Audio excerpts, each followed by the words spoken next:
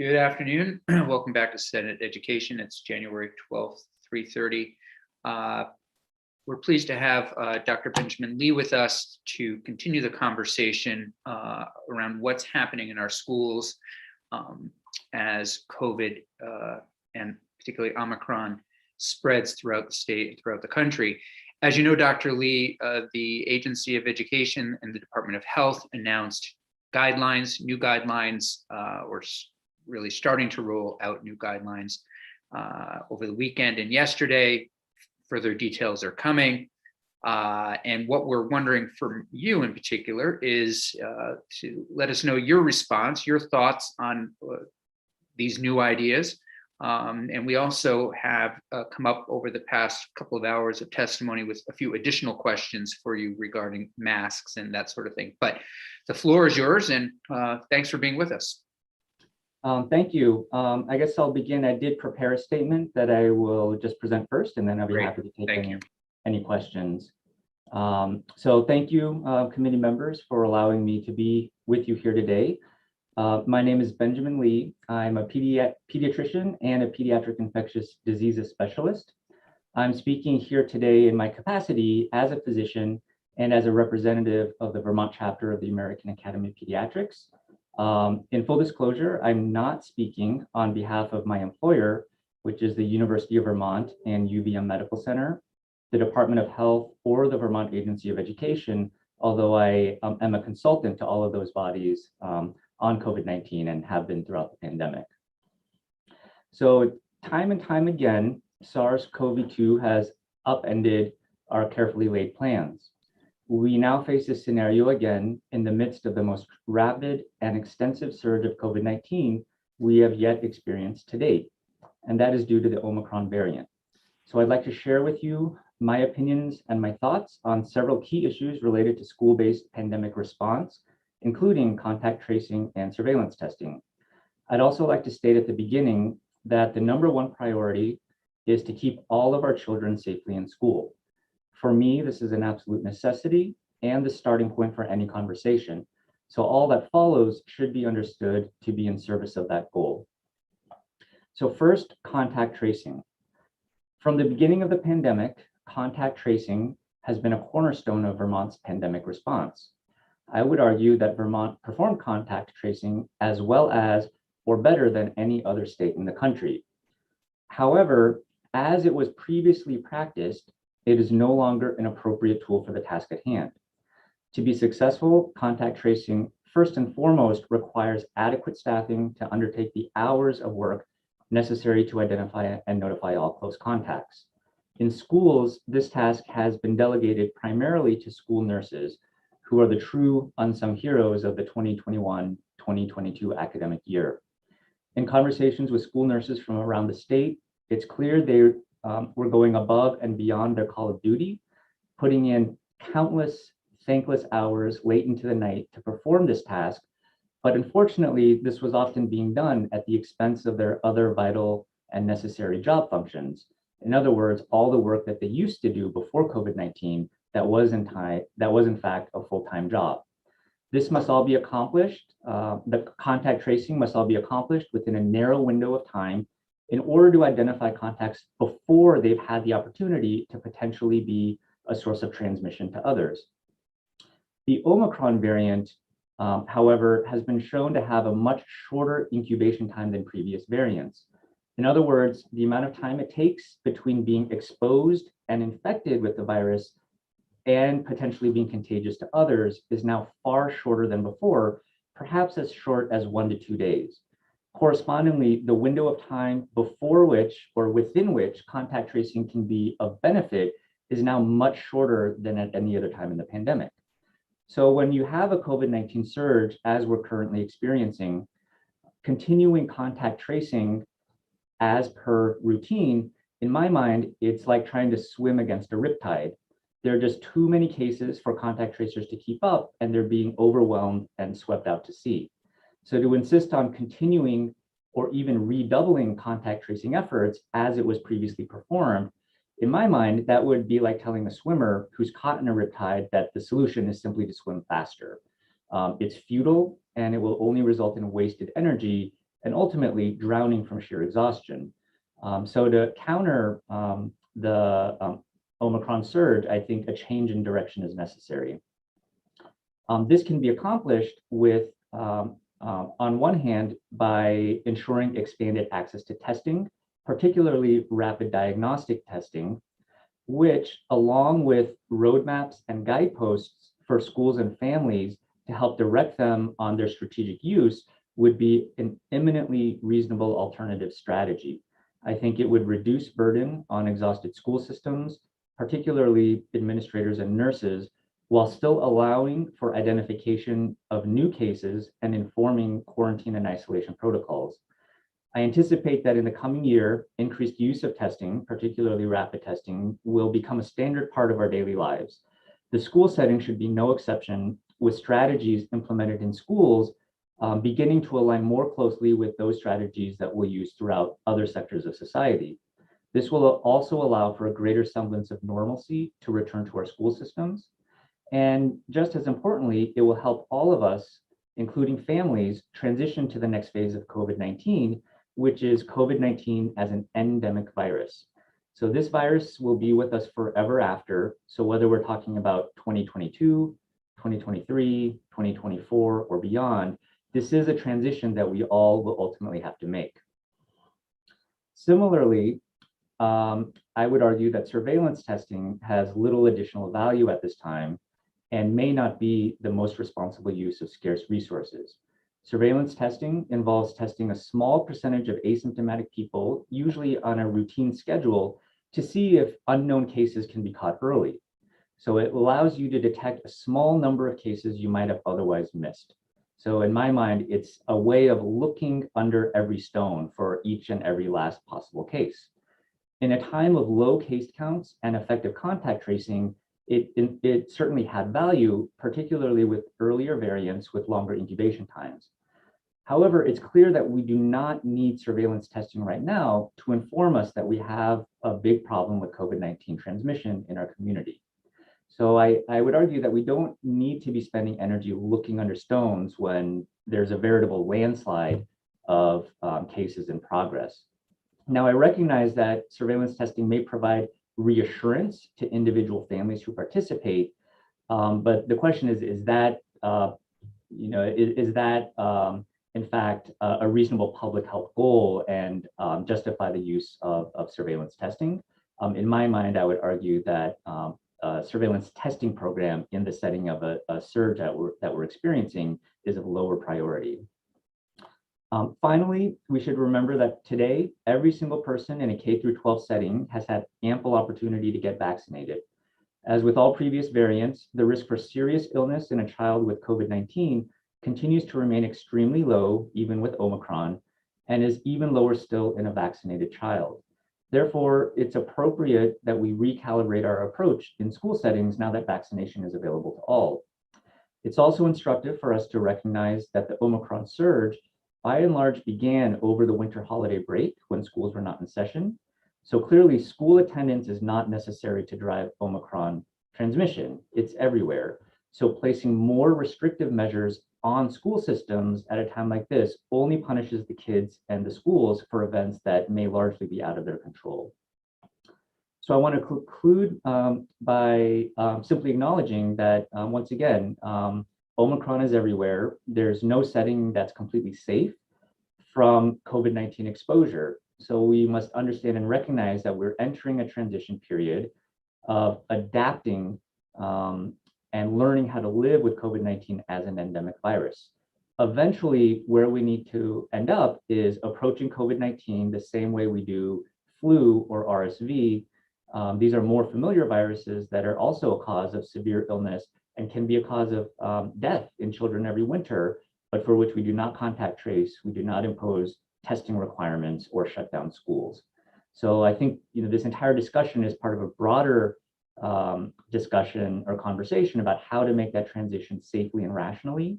I understand there's going to be a lot of trepidation and anxiety associated with this, but we have to remember not to let those feelings cloud our judgment in terms of what's reasonable, necessary, or appropriate. Vaccination plus boosters for those who are eligible wearing high quality face masks, staying home when sick, and avoiding crowded indoor spaces still remain important public health tools during the Omicron surge. However, I would argue it's now time to let contact tracing, as it was previously practiced, and surveillance testing go. So thank you very much for your attention. And I will end there, and I'd be happy to take any questions from the group. Thank you, Dr. Lee. Very helpful. Senator Chittenden. Dr. Lee, very helpful. And I want to respect and appreciate the first thing you said, which is you want to keep kids in school, as you know that's the best place for them to learn. I completely agree with that. I would just wonder what your reaction and thoughts are, acknowledging that our 5 to 12-year-olds still just recently are now eligible for boosters. And that's only, I thought I heard only 22% of them actually had been vaccinated. I don't know what the numbers are, but you would agree that we are still working on vaccinating our school age population, and that these rapid tests, there are rollout concerns. This committee was just recently discussing about creating flexibility in just giving the school districts the ability to go remote without penalizing them and having to go later into the summer. My question to you is, would you agree that as much as we want to keep kids in school and we need to transition to an endemic, I would see a lot of what you just said be much more persuasive to me for the next school year, but given where we are right now, do you see merit in recognizing school districts are having trouble finding staff that aren't sick in order to cover classes, and that at least empowering them to, should they need to do so, switch during these really cold months to a remote delivery of instruction to abide by the best practices while we vaccinate? Like, do you acknowledge and agree that there are going to be circumstances in our Vermont schools in January, February, and even March of this year where switching to remote instruction shouldn't penalize the school district? So I think one would have to acknowledge that there may be circumstances in which fully staffing a school may be challenging. And the most obvious example would be if there are too many teachers, if there are too many educators and staff members who are out in order to fully staff. So I do acknowledge that that is a risk.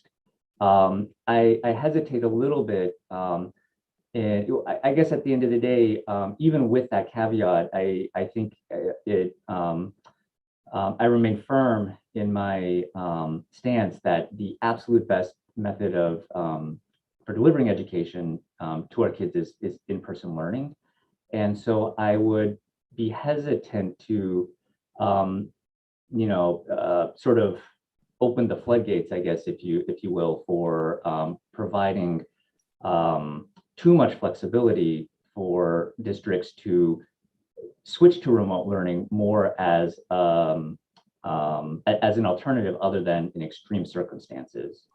With the understanding that there will be circumstances where if schools can't stay staffed, then that would be a reasonable alternative. But the number one priority has to be keeping kids in-person learning. And so I would not want remote learning to be offered as an alternative other than in those most extreme circumstances.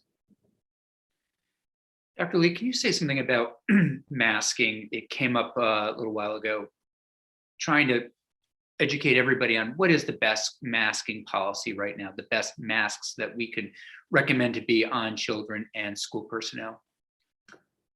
Well, I think that the answer is probably a little bit easier when we're talking about school personnel. I do think that the highest quality masks that people are able to access and tolerate wearing do make sense. So I think that N95 masks, KN95 masks, KF94 masks, generally speaking, for somebody in a public setting or in a workplace, other than strictly healthcare, do provide an advantage over even medical grade surgical or procedural masks. So if those are available, I certainly would encourage and endorse those to be recommended and used.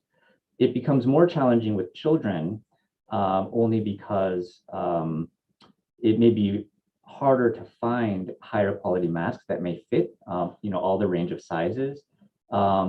Strictly speaking, N95 masks were developed for workplace and occupational exposure. So, there really have never been true, pediatric N95 masks. But even for younger children, I do think encouraging upgrading to a medical grade mask which are made in pediatric sizes, is a reasonable recommendation to make. Thank you. Questions? Senator Hooker. Thank you. Thank you, Chair Campion. And could we ask Dr. Lee if you would please submit your written testimony? I saw that you had a document on our website, but I didn't see your written testimony, and that would be very helpful. Thank you. I'm trying to wrap my head around the whole testing protocol of the new system, and I'm glad to see Secretary French here because maybe he can hear this and have some answers to it as well. Someone tests positive, and so the kids go home from the classroom with tests, can be tested, especially those who are not vaccinated. Are they getting tested every day for the next 5 days? And then what happens with the vaccinated kids again? If you could go over this again. Those kids get tested once and then 5 days later. And you're talking about the incubation period of Omicron being like 1 to 2 days. How does that fit? I mean, how do those parameters fit with the new variant? And another question I had, and I don't know if you can answer it, is what is the contagion period for Omicron?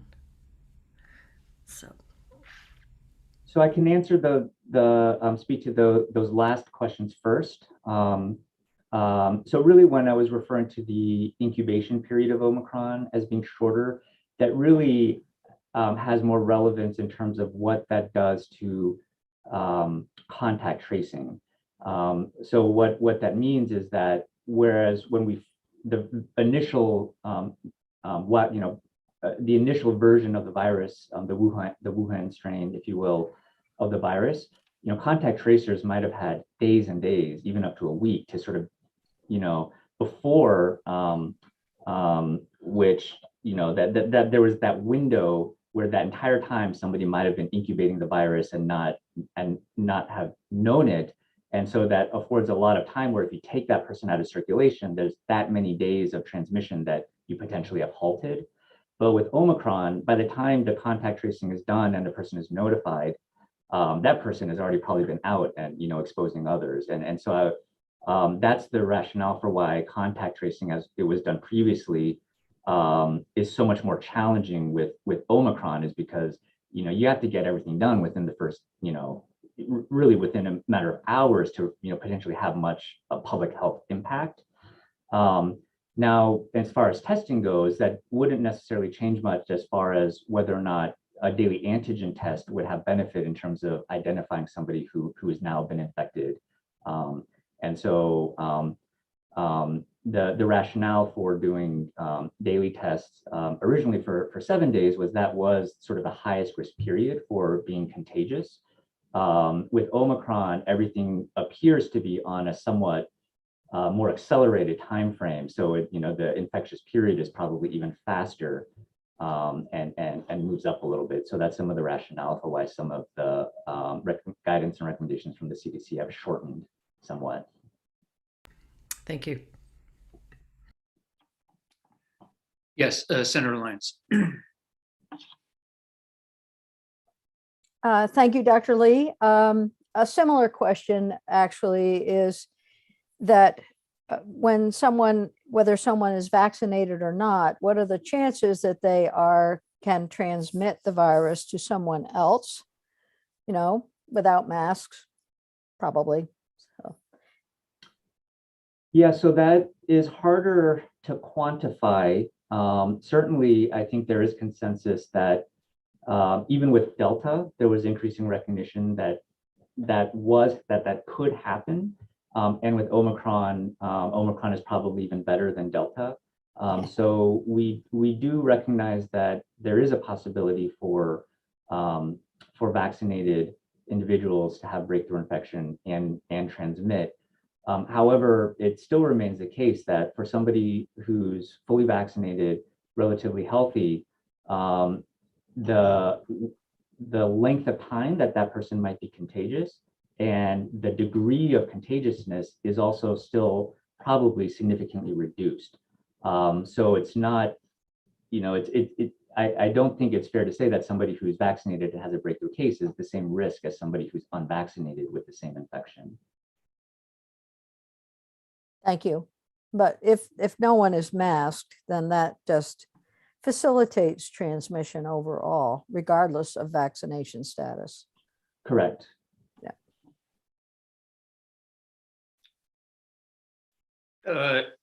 Any additional questions or comments for Dr. Lee?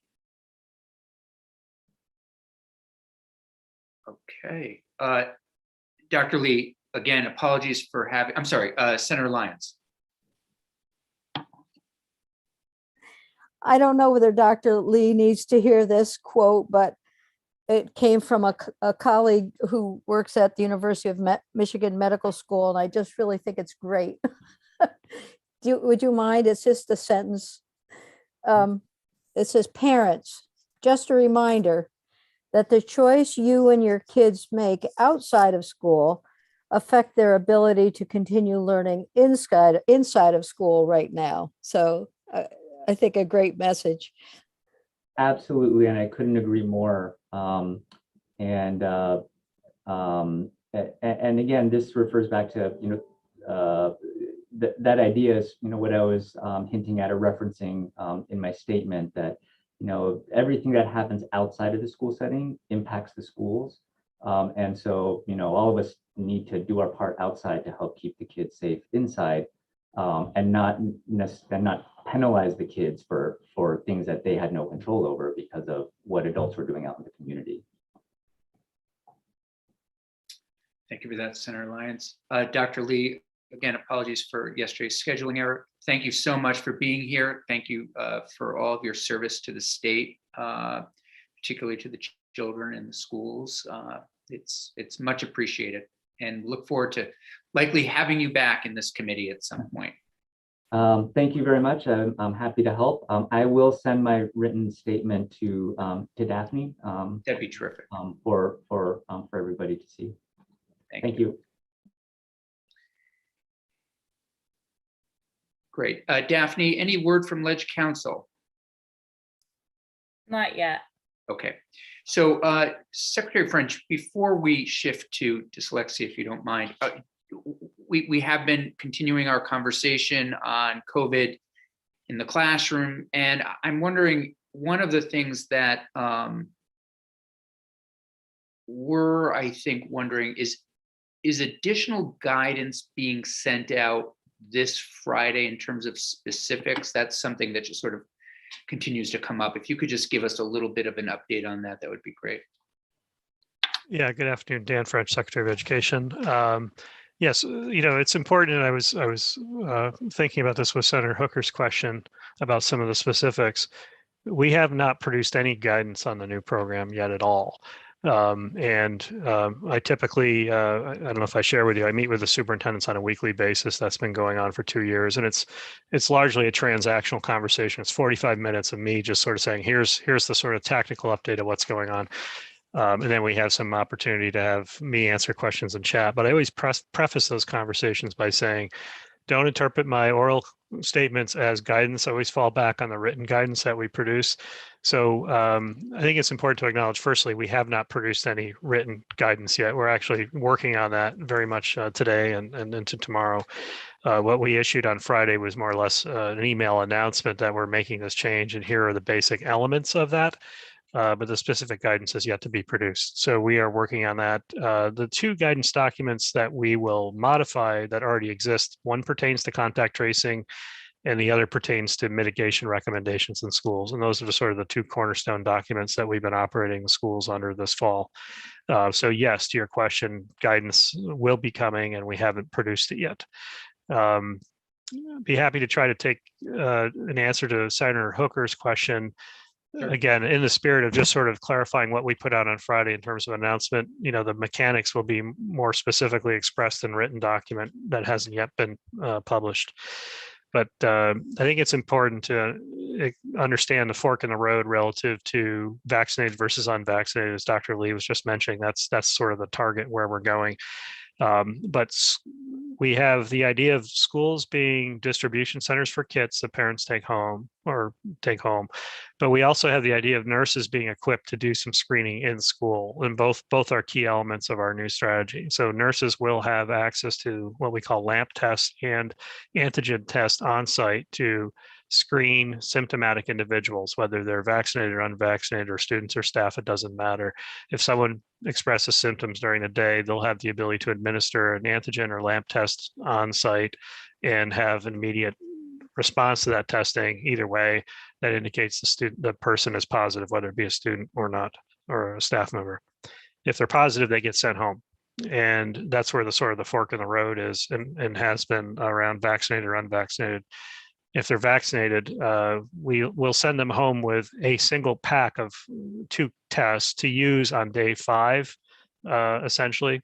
So they don't need to participate in a daily screening. They're positive, they're vaccinated. On day 5, we recommend you test yourself to see if you're through the illness, essentially. If you're unvaccinated, you're going to take 5 kits home with you, essentially. And you're going to, both individuals will participate in the quarantine, in this case, isolation, excuse me, it's isolation if they're positive. But again, I'm talking from what we've articulated as a general statement of policy. We'll get into the details on this, and it is sometimes, it has been challenging. It is always challenging for us to orally engage in sort of these conversations when we don't have the written documents to refer to. And you can say, well, Secretary French, you just said this, but on paragraph 2, it said, that's we need to get out here sooner rather than later. So, and we are working actively with a number of groups, and particularly the school nurses, to kind of refine some of the mechanics of these things, because there's related support documents that also have to be produced, like template letters and so forth.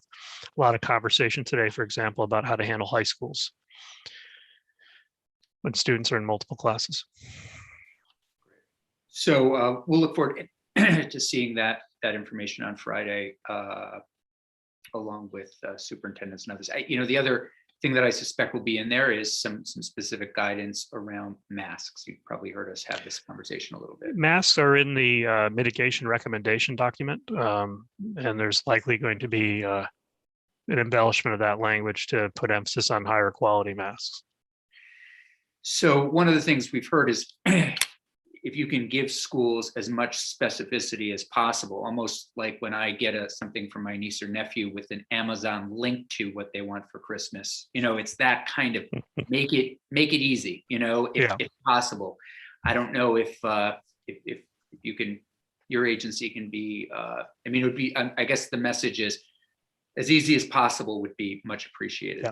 There's no news in that message. That's thematically consistent with every message we hear from the field pre-pandemic and certainly during the pandemic. Okay. So I'd ask you to come back because last year Senator Terenzini put in a bill with others on dyslexia screening. And we looked at the bill last year a little bit. This was S75. We didn't move it. And then you and I had a conversation with a constituent of mine over, I don't know, I think it was maybe even before Christmas, a little bit around the continued interest in the bill. Wondering if you might just say a few words where the agency is on this issue. We do seem to be an outlier as it relates to states that do test for dyslexia early on, and would appreciate your agency's thoughts. Yeah, thanks.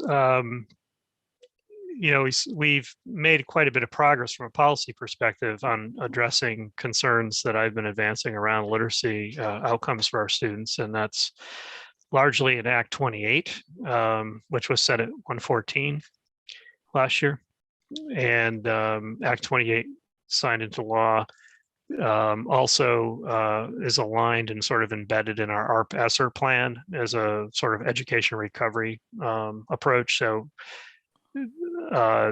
just to recap, what we have in there includes professional development, literacy learning modules, literacy technical support to supervisory unions.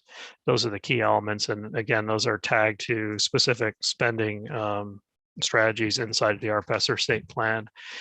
So one of my initial reactions to this, and I think I expressed it in our more informal meeting, was that first, no matter what we do this year, it should be housed inside of existing initiatives. So we have, if we're going to embellish or expand on our approach on literacy, it should be done in the context of Act 28, not an add-on. Because the likelihood, firstly, just on a practical level, the likelihood of anything actually happening on the ground that isn't situated in that context is very low, just due to the recovery priorities and the pandemic. Secondly, I think the issue of dyslexia in particular is an important one, and I think we are an outlier by not having a specific approach to this. Again, I wouldn't support it as a standalone initiative. I think there's plenty of opportunity to revisit Act 28 and embellish that to include a strategy on dyslexia. It is something that comes up quite often in policy conversations on literacy. I shared with you my preference on how to approach dyslexia, which would be a different approach than what's outlined in this bill. I'll be happy to share that with the committee at some point if you'd like to take a look at that. But that envisioned working in the construct of existing statutes, in particular Title 16, 2903, which outlines the literacy plan and so forth that's required at the state level. I think that would be an appropriate and useful vehicle to embellish language literacy to include a strategy on literacy. So in short, yes, I would support an approach on dyslexia. I think it is an oversight on our part. It was brought up consistently as part of the deliberations on Act 28. No, I don't support this specific language because it's essentially a standalone approach to dyslexia. I'd like to see it embedded either in Act 28 or a revision to our existing statutory framework, which is Title 16, 2903. And I have some model language on that at some point if you'd like to see it. Yeah, that'd be great. Why is the standalone S75, in your opinion, just not the route that you're comfortable supporting? Well, we've launched a major, we spent quite a bit of time and addressing, literacy. It's been a 2-year cycle for me to try to move it forward, and we've made a lot of progress. It was passed into law. Yeah. In terms of coherence making, which is the perennial struggle in education, we should seek to embed it in that larger strategy, which we've enacted in law. To me, it doesn't deserve to stand on its own. It's something that should be, if we're going to have a conversation about literacy outcomes, the question would be, why isn't dyslexia featured in that strategy? It should be. Questions? Yeah, Senator Hooker. So with that in mind, would the approach to it be different from what's in the bill? If it were, it would probably be useful. I would suggest to go through Act 28 and hear a status update from us on how that's going. You also, under Act 28, constituted a state level advisory council on literacy. So they will provide you an update on their work. Again, I think the starting point, particularly this year with the pandemic work, is to hear an update on the things you've already set in motion. And in that context of hearing an update, raise the issue of dyslexia and see how that should be situated. Again, I have some ideas on that. I would agree it does need to be featured in our policy approach, and it is an oversight that it's not included, but that also was, I would say, deliberated on extensively, and there's folks on all sides of that issue, but I would certainly support including it. okay, thank you. Yeah, Senator Perslick.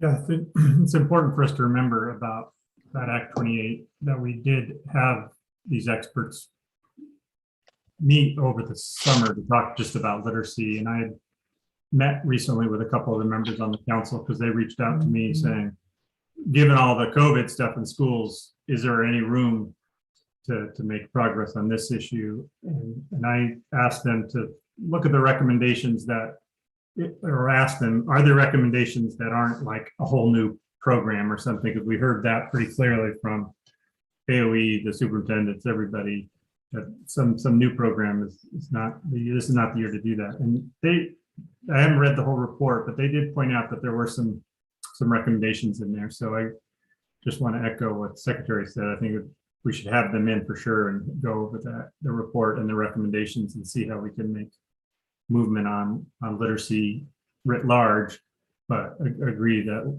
if there's an opportunity to focus on dyslexia, we should do that as well. Yeah, thanks for that. We are having them in to review their report, I believe, next week, so we can. And I think what I'm trying to do is I think what everybody wants to do is, again, embed it into Act 28. The question is how to do that effectively. So we will hear from folks next week, and Secretary French, we'll look forward to having you back also. I definitely am hearing we don't want to start a lot of new things, but I think from this committee, I think we will do a little bit with literacy and dyslexia. I think we also heard some conversations today around Holocaust studies and civic education. So I would say those might be two areas that I would anticipate some work being done on. That being said, I don't know if these things we can date them in such a way that they don't have to go into effect immediately. In other words, we don't want, we understand the crisis at hand and how it really is all hands on deck there. I suspect people that are usually doing certain things are doing things related to the virus. So that's something we can talk to our Ledge Council about as well. Yeah, and I think my point, is my volume on? Oh, there it is. Yeah. I think it's just important to situate it in the context of the recovery work. It's one thing to schedule it up or to say we can't do anything during the pandemic, but obviously it's hard to imagine literacy not being a central focus as part of academic learning loss, particularly for younger students. And, those students that were at risk before the pandemic are probably more at risk now. So if students were struggling with dyslexia prior to the pandemic, they're probably struggling even more now, or at least not getting the direct support. So I think it's worthy of looking at anything, in the context of recovery that should be surfaced. I think this is one that should be featured and have a discrete idea on how to approach it. And I have some model language that I'd be happy to share in sort of that spirit. That might be a way to move forward on the topic. Yeah, if you want to forward that to me and to Ledge Council, that would be terrific. Great. Will do. Anything else for Secretary French on this or things that are happening on the ground? Okay, Secretary French, we'll leave it there. Have a good afternoon. Have a good afternoon. Thank you. Okay, committee, I know we have a 4:30 meeting.